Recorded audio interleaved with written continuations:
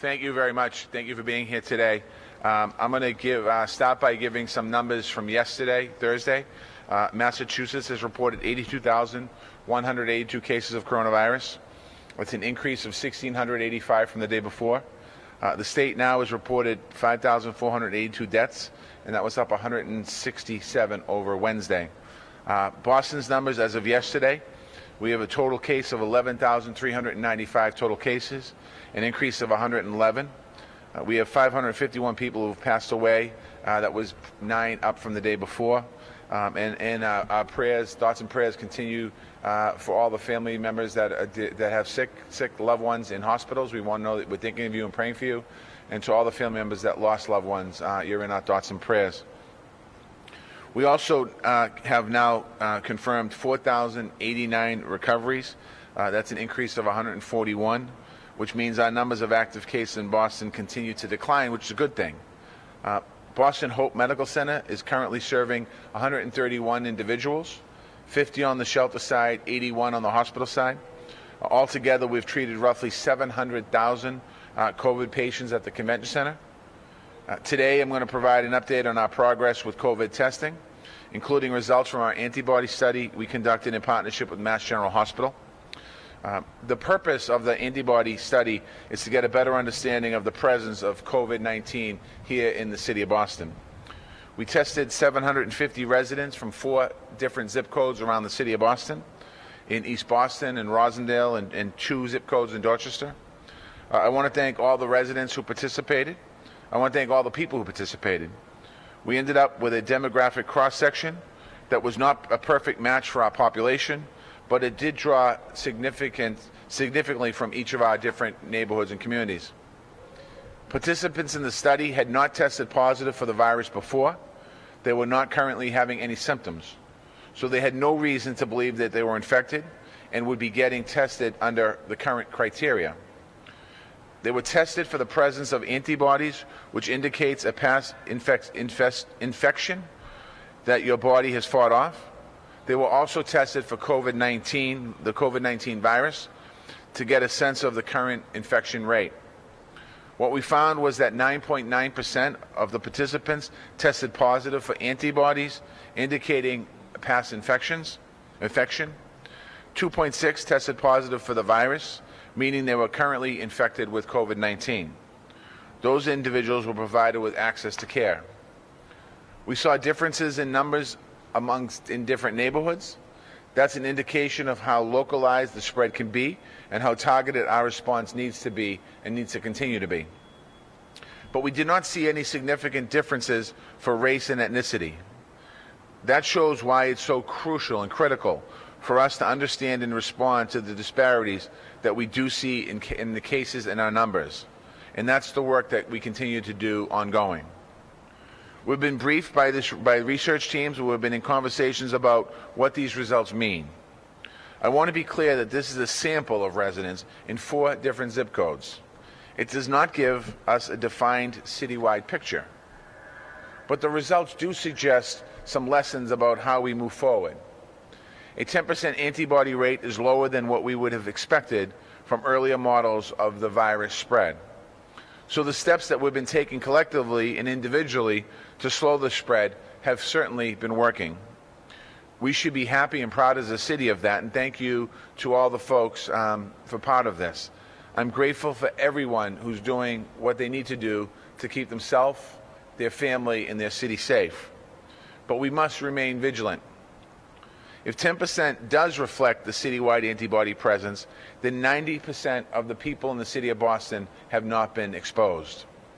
It's still not known whether antibodies indicate some degree of immunity, but the vast majority of Bostonians are still vulnerable to this infection.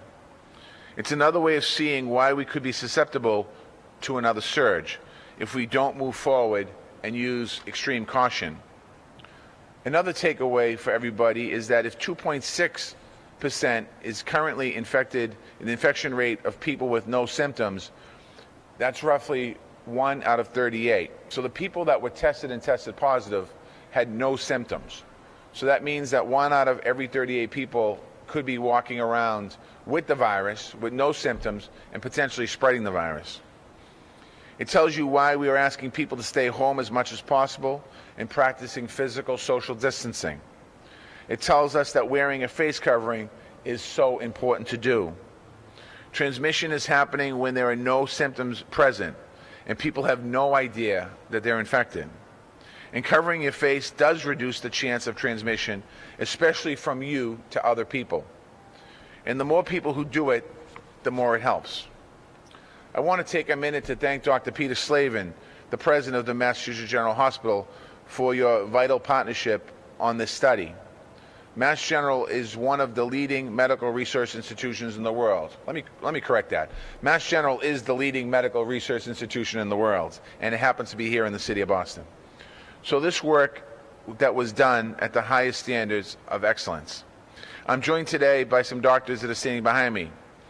Dr. Narambi, Dr. Iafredi, who led the study, and I want to thank them and their teams for this incredible work that they did.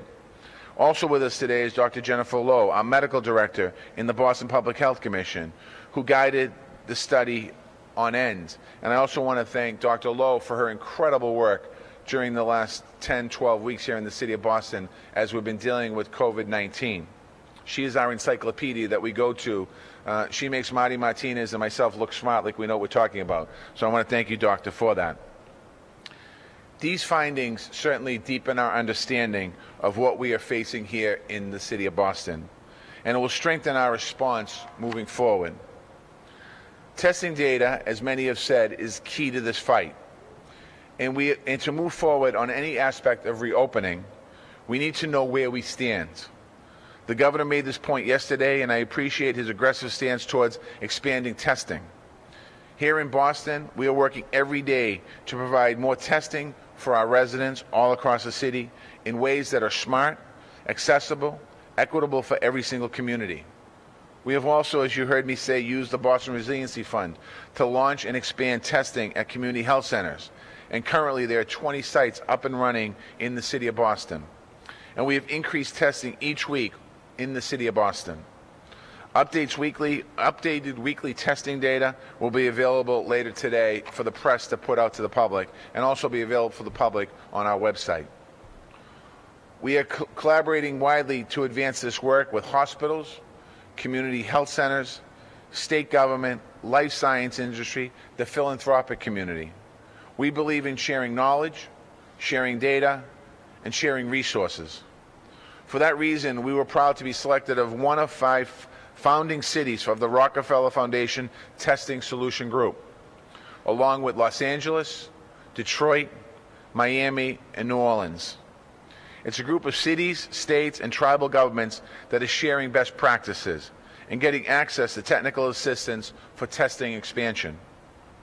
The group had its first meeting last week, and as we move forward, the group is doubling in size. We are grateful to the Rockefeller Foundation for sponsoring and convening this initiative. We are also partnering with our communities. One piece of feedback we're getting from our COVID-19 Health and Equities Task Force is about the need to communicate the value of testing to individuals. We heard about people who are concerned about their employment, their immigration status, their privacy. And I want to be as clear as I can be today. If you meet the criteria to get tested, or if you're offered a test for any reason, it is a positive benefit to you and to your family. Your privacy is protected, your immigration status will not be asked for, the procedure takes just a few seconds, and you will get the knowledge and care you need to help you and your family move forward. So if you're not feeling well, you should get screened. We're asking you to contact your primary care physician, your doctor, your health center, or call 311. Use the online screening tool at bowie.com/mass. That's bowie.com/mass. And if you're experiencing a medical emergency of any kind, please call 911. Don't wait and think you can ride through it. Call 911. Let our EMTs make an assessment whether or not you need to go to the hospital. All of our testing includes the antibody study. It's about getting the data we need to keep people safe, provide people with resources, and move towards a healthy, equitable recovery. So I just want to remind everyone We are approaching the reopening plan set to be launched by Monday by the governor.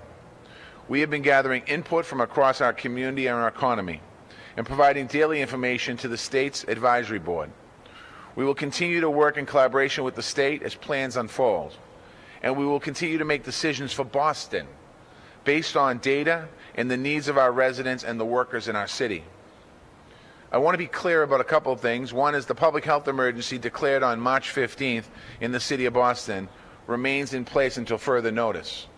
We will not be lifting it up next week or in the near future. The same applies for our guidelines for physical, social distancing and face covering. I know that many people are feeling a bit worn down after living through 2 months of this. I know that everyone is deeply concerned about the economic impacts. I share those concerns, but the fastest and the most sustainable way out of this situation is a healthy way. We simply can't afford any unnecessary setbacks. If we come back too soon, there will be a second surge. What the study showed us is that 90% of Bostonians have not been impacted by COVID-19 as far as their physical health.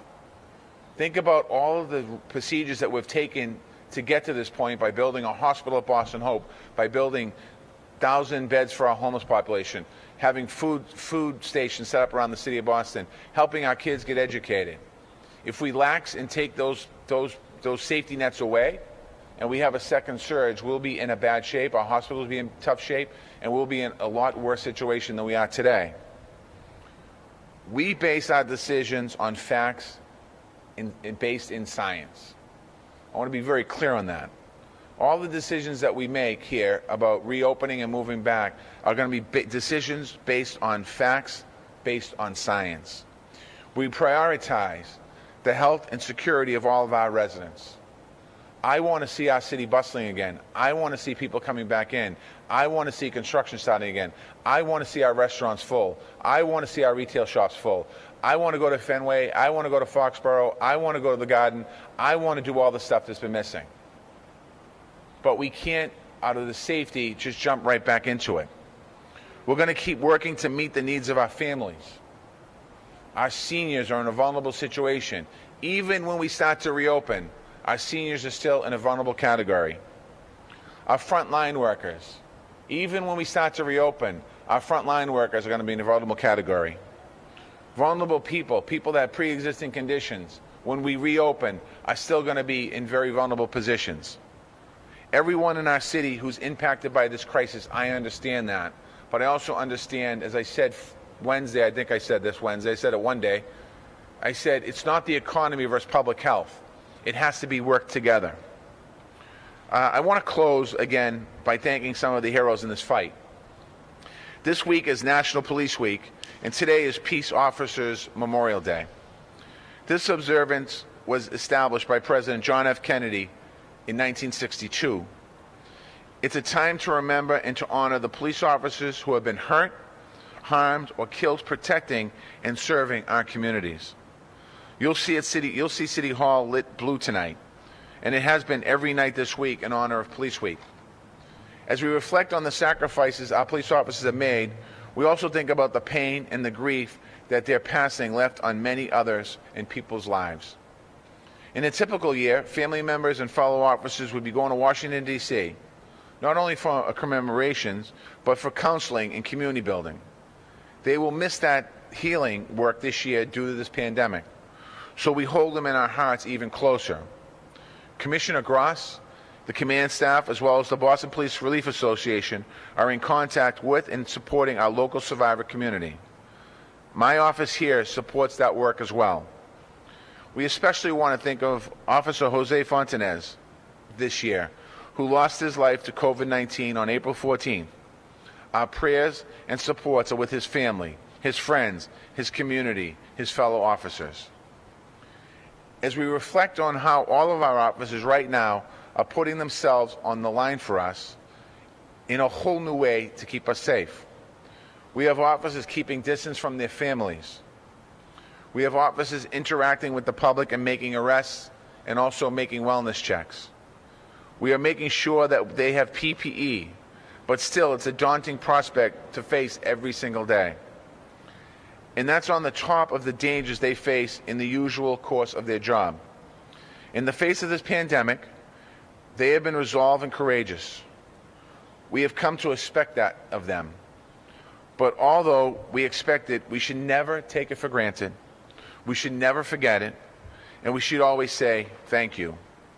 Before I open it for questions, what I'd like to ask right now to invite Dr. Iafredi from Mass General to say more about the antibody study.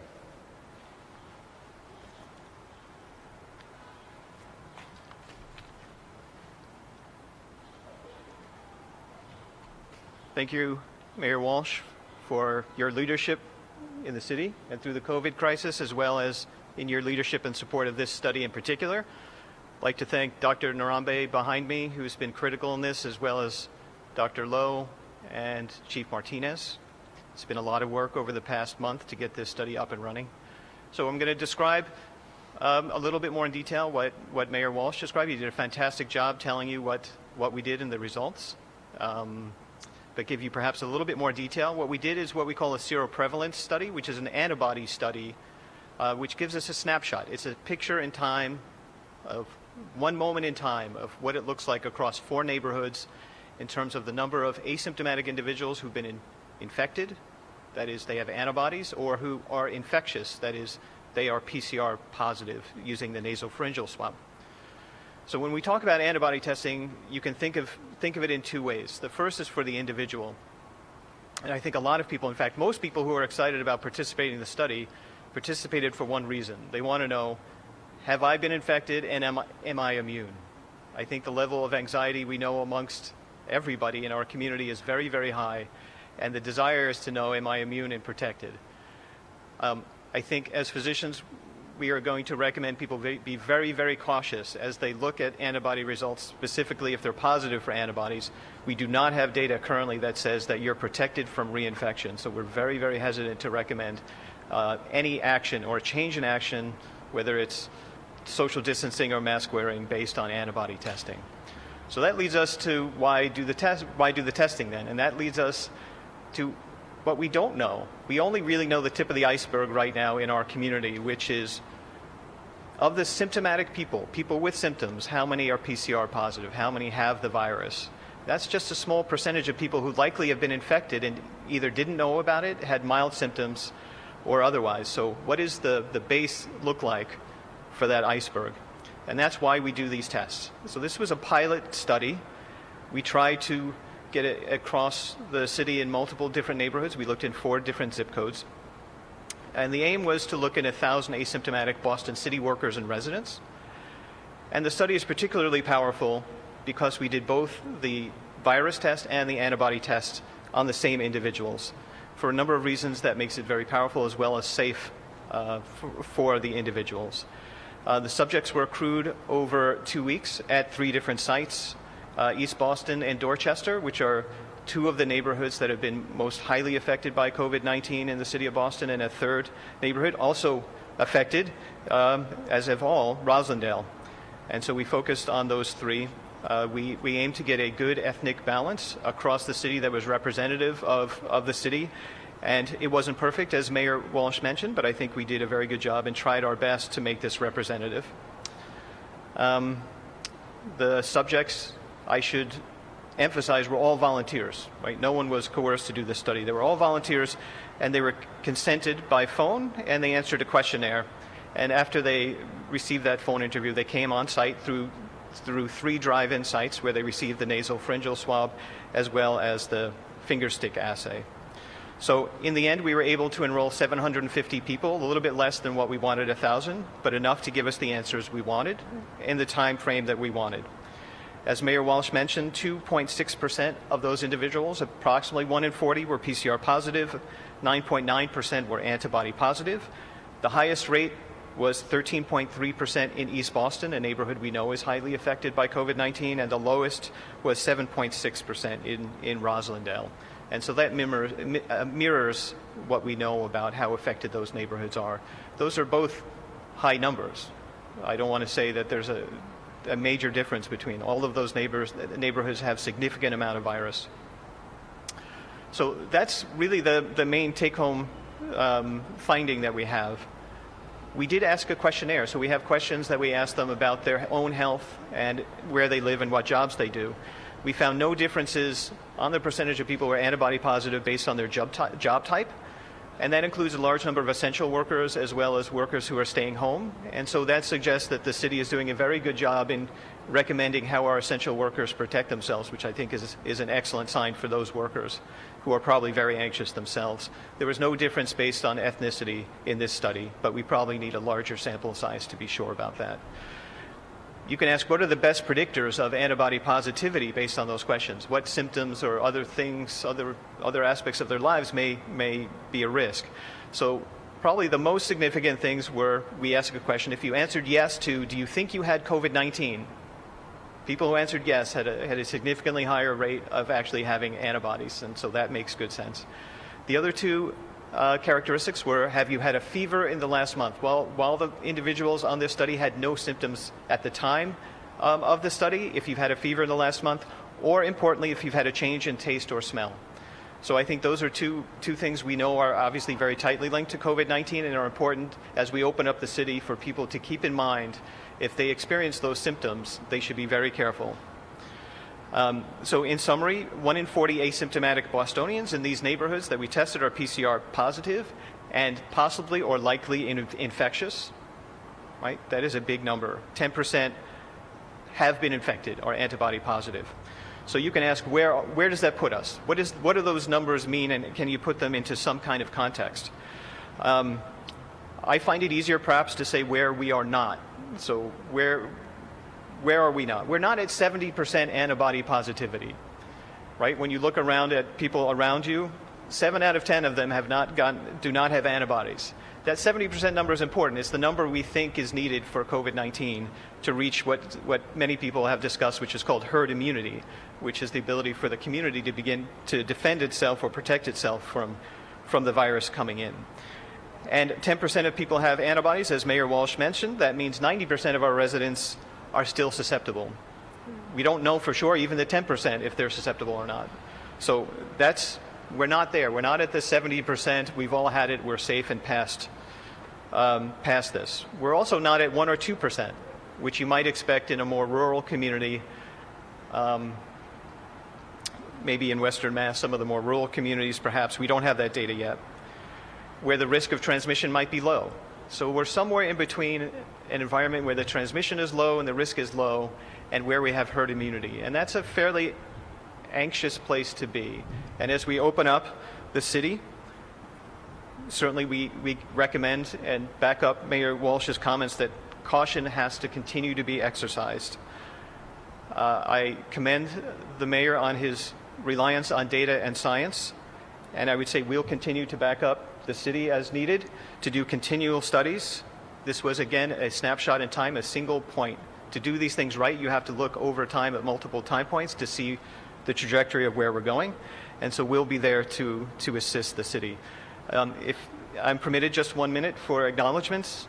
Thank again Chief Martinez and Dr. Lowe, Dr. Naranbai, Christina Chung, Joe Lenners, Tyler Miller, and Wilfredo Garcia Beltran at the MGH for their tireless work, and Julie Batten and Kelly Burke in our laboratory and office, who were incredibly supportive of this. Plus, we had an army of over 100 volunteers who made this happen, both behind the scenes at the hospital and at each of the sites. And I send my sincere thanks to all of those people. And of course, as Mayor Walsh mentioned, to the participants of this study who volunteered to be part of this. And we hope that this data is useful to the mayor and to the state. So thank you very much.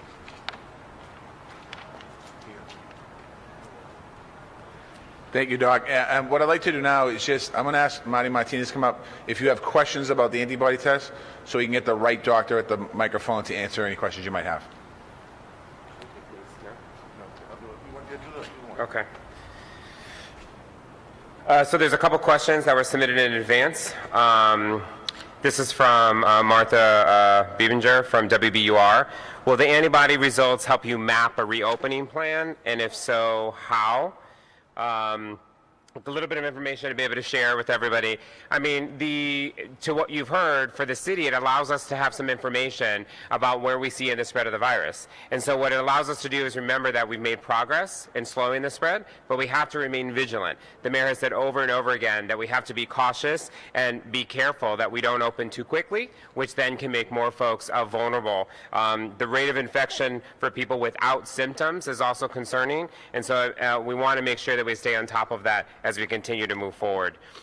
The second question that came in from Martha is, will the City of Boston use employees' antibody test results to determine who can return to work or for any other purpose? And do you have any guidance for other employers who may ask employees to get these tests? For the city, we only have a summary data from MGH. We do not know specific employees who tested positive for antibodies or not, since that's protected health information. We're using this to help us understand the spread of the virus in the city. We know that some employers have looked at testing as a way to think about immunity moving forward as we think about reopening. But as the doctor explained, we do not have enough information to show you whether or not antibodies will protect you from future infection. So again, we have to think about what that means in terms of testing and antibody testing in general, and will be something we continue to look at as we think about other studies that are there. Jessica Bartlett, and this is coming for Dr. Nuremberg, I believe. Jessica Bartlett from the Boston Business Journal asks, Peter Slavin says approximately 90% of the city's residents have yet to be exposed to the virus. But since the study only tested people who do not have symptoms or ever have had a positive test, doesn't that discount the percentage of the population we know had the virus? Can I ask you to answer that? Sure. So that's an absolutely perfect question. You're right. So this study only looked at the segment of the population who don't have symptoms and have not had a positive COVID test before. So it's true that it's likely that that number is probably somewhat higher than 10%. We don't know exactly how much higher. And the other point to be made is that we're generalizing to the city from only 4 zip codes. So we'll need larger studies across the city over time to really have a better sense of that. But the number, at best guess, it's probably going to be the 10% plus the sort of 1.8% who we knew had disease proven by PCR tests in these regions. Thank you, Doctor. The second part of that question is, what is the percentage of city residents who had tested positive, absent from this recent study? The cumulative percentage of residents who had tested positive in the city of Boston as of last week was 29%.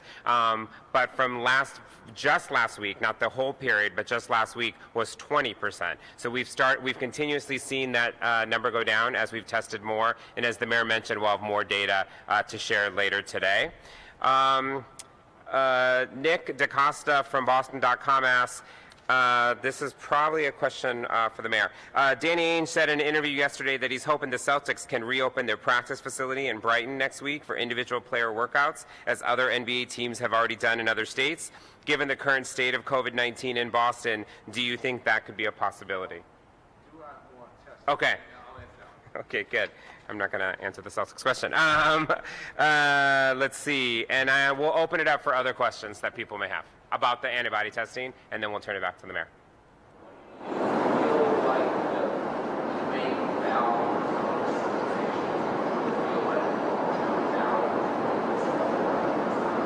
Yeah, and watch the mayor answer that. I mean, the question is, what's the main value of this study? And the main value of this study shows us that a supermajority of the people of Boston have not contracted the coronavirus. And the concern, as we think about reopening, it has to be very thoughtful, and it has to be very cautious. And the protections that we put in place right now, wearing masks and gloves in some cases, and walking down surfaces, as we start to see more people coming into Boston, whether it's in an office building or in a restaurant or whatever it might be, in the course of the day, you're going to come across people all day long that could be carriers of the virus. So you need to protect yourself, and also protect other people from you. So for me, it gives us a really understanding that, if we talk about a baseball game, and we talked about in the beginning, where we only have 10%, and let's say it's conservative, let's say that it's 15 or 20%, we're still only in the early innings of a baseball game before we get through the whole game. And I think for all of us, it's kind of it's alarming and eye-opening. What it does show is that a couple of things. What it does show is that by wearing a mask, cleaning surfaces down, washing your hands, does stop the spread of the virus. I mean, we'll be able to see that because the numbers were lower. But what it also says is that we have to be very careful as we open back up. So all the folks that are excited about getting back to work, I appreciate that. But there's a good chance you have not come in contact with the coronavirus. You have not been sick. And when we come back into work, that's going to be an issue. And also, I'll just say for Boston, because we are in a unique position, I was looking on, I think, Boston.com the other day, and I was scrolling through the cities and towns, their numbers of coronavirus, and a lot of cities and towns are small. Their employees work in Boston. We have 700,000 people that live in the city of Boston. When our college students come back, we balloon to almost 1 million people. We have about 700 to 1 million people coming in every day to Boston, whether it's working or tourists, and they all go back home. Well, you might be in your community right now without coronavirus, and you come into work to Boston or whatever it is, and you catch that, you take it back home. So I do think we have to be very, very cautious on how we move forward, and that's why I said we have to base all of our decisions on facts, science-based facts. Any other questions on the coronavirus? I mean, the test? Yeah. Acknowledgement that science hasn't yet told us what the antibodies mean for spread. Still a lot of people asking, where can I get one of these antibody tests? And the next thing that we hear from them is, because if I have antibodies, I can get back to business and go back to work. A lot of companies making a lot of money on at-home testing. Can you address those couple of issues? Yeah, so from the city end, I'll address it, but then I'll ask, say it again? Oh, I'm sorry. So the question was, we have a lot of employers talking about using these antibody tests as a way to get back and opening up business, and we have folks making money trying to, obviously get folks to take the antibody test, even though we know that at this point there's not concrete evidence that it gives you immunity or prevents infection. From the city end, and then I'll ask one of the doctors from MGH to respond. I think that's an important piece of information, and it's why we've stressed from the beginning this test was for research to help us understand the spread of the virus, and I think we have to continue to make sure people understand what are the facts on the ground. What we know about COVID-19 is still very limited in the fact that it is still new, and the city has to try to balance both protections of the larger community with what people are seeing, whether it's on TV or what businesses are trying to say. To the mayor's point, we want to reopen and we want to be able to do that, but if we're not cautious and we lean on things that give us false hope, we will put more people at risk and we will see more people infected and the spread continue. I don't know if Doctor, you want to add to that? Yeah, that's a critical question. And I understand people's desire to find out. People want to know, am I immune? And while we're very cautious in saying we can't say you're immune, it's probably good to be somewhat optimistic as well. If you have antibodies, that means, and you're not symptomatic, that means you've been exposed and you came through, in a happy, healthy manner. And I think that's good news for people, and I have no problem with people wanting to know that. Everyone is so anxious about this pandemic that some good news is welcome for anybody, so I understand that. But can we tell people that they are protected? That is a very big question. As a medical community, we could make a guess what we think is the probability if you have antibodies that you're protected. We don't have the data. The data does not exist. Usually we have years to figure this out. We're figuring it out as we go. So let's say there's an 80% chance that you're protected, right? If we get a consensus amongst the medical community to estimate what that might be. And I'm not saying that's the number. I'm saying you might guess on that number. That means 20% of people are not protected. And if you're in that 20% and the medical community said, well, you're okay to think you're immune, we would be doing a grave disservice to the community. So people have to be very, very careful and aware that we don't know how protected they are or might be. That comes to my last point, which is we still need to continue to do testing and research studies. It's absolutely critical that in the cities and locations that have had high prevalence, that we begin to do longitudinal studies of people right now to follow whether people who are antibody positive develop symptoms and COVID-19 again.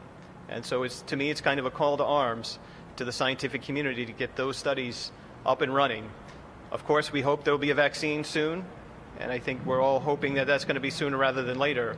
But until that happens, we really need to know what these antibodies mean, and those studies have yet to be done.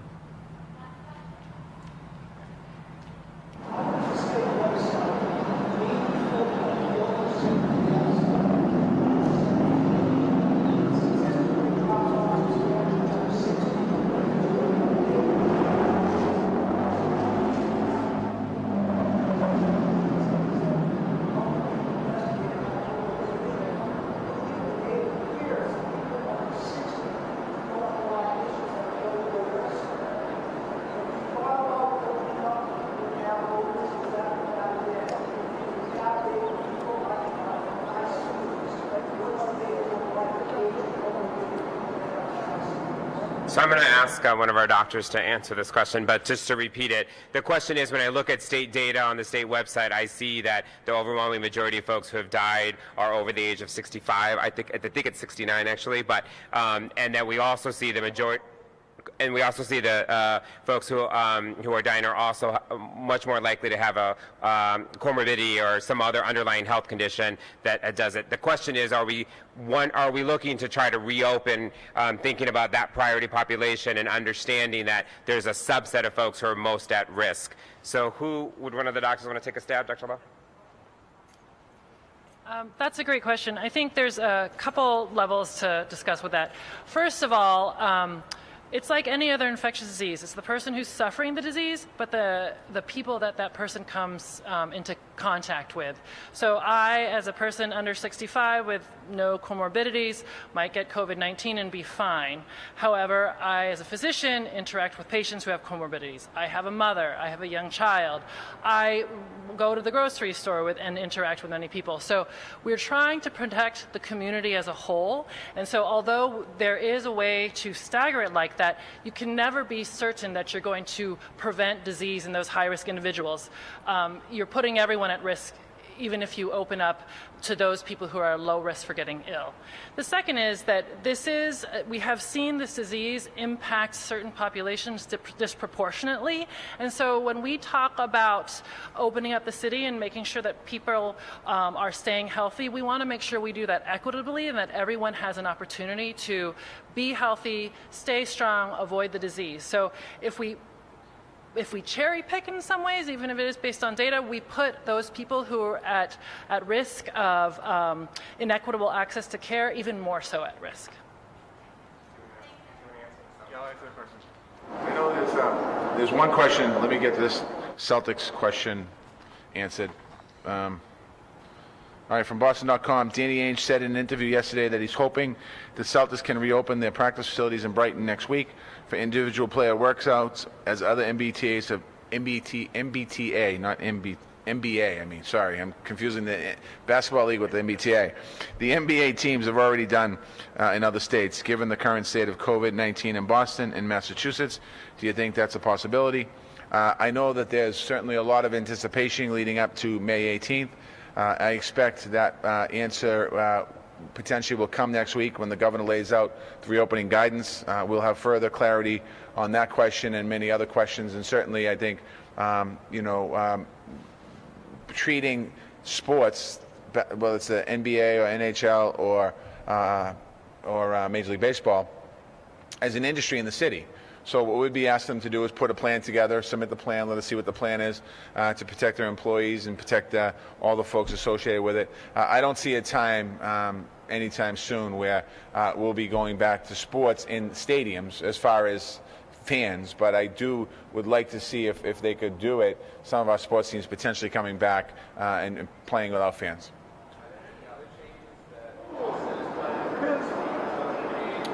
We'll decide as the time goes on. I mean, it's a very fluid situation. I think that as the state and the committee is working towards some clarifications on requirements and what potentially could open, I think that it's still 3 days away.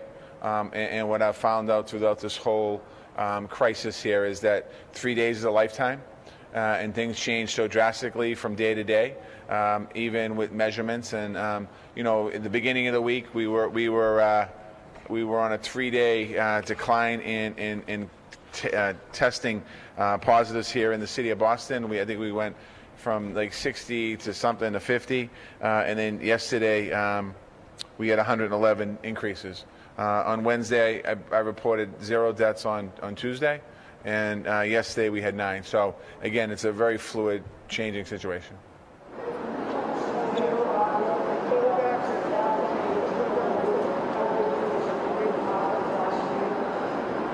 The question is, can I publish the data on comorbidity and ICUs? I'm not sure if we can publish that data. Let me look. It's hospital data. It's not ours.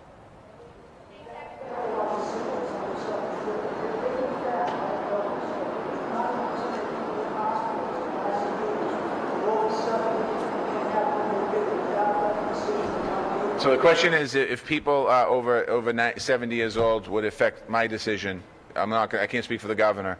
It absolutely has nothing to do with my decision as far as opening up and saying, oh, we're going to put this group of people over here and pray that everything's fine. I'm going to open up the city in a safe manner for every single person that possibly that we can do. Every decision we've done today has been based on a newborn and somebody in their hundreds in the city of Boston, and that's my job. That's our role and responsibility. And people might not agree with me. I've heard that argument and conversation about, older people are more at risk, so we should open up society for everyone else. And as Dr. Lowe just said, I have a mother who I'm not going to call elderly because she's watching right now. But at some point, I'd like to go back in the house again and sit with her and have a cup of tea and talk to her. And when May 18th comes, that afternoon, I can't go to my mother's house. And after this study that shows me 90% of the people in Boston still, and that's a conservative number, so let's be a little more liberal on it. 80% of the people in Boston, if we want to be more cautious, still have not come in contact with coronavirus. I'm not going to take that risk to my mother. Thank you, everybody.